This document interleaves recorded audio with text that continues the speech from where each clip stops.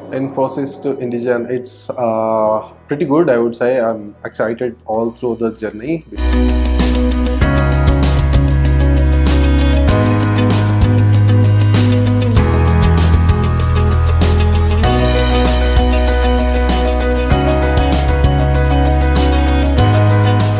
I started in a completely different role, and now I was interested in learning something new, and it turns out to be analytics. That is what I wanted to do. And I heard that Odin School is doing something, started providing course with Odin School, and then I started learning or going enrolled to the course, and it was really good.